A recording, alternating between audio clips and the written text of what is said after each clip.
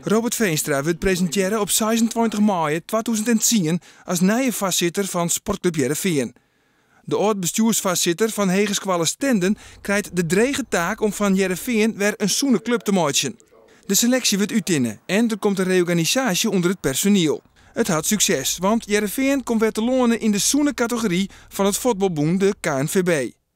Maar in de tussentijd rommelt er van alles. Eerst is het personeel dat aan bod is. Omroep Friesland komt in januari 2012 met de eerste berichten over een angstcultuur bij de sportclub. En er zou sprake wezen van intimidatie.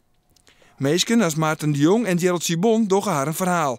Maar nevens de rie van commissarissen is er neert onderhoorn. De ondernemingsrie schroot een brief onder rie van commissarissen, maar op een nij bad er neert. De bom barst hielendal door een column van Albert van Kijmpema in de clubkranten van Heerenveen.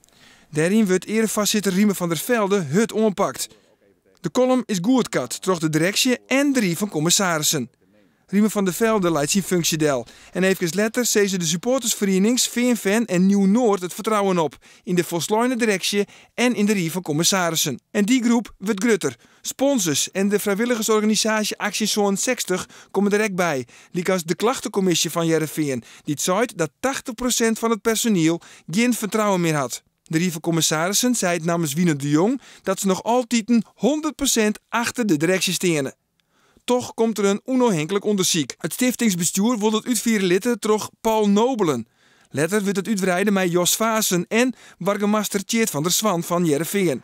Of dat onderzoek er nog altijd komt, is nog maar de vraag. Maar hoe het is, zonder de onwijzigheid van Robert Veenstra zelfs, bekendmaken dat Veenstra net langer voorzitter is van Sportclub Heerenveen.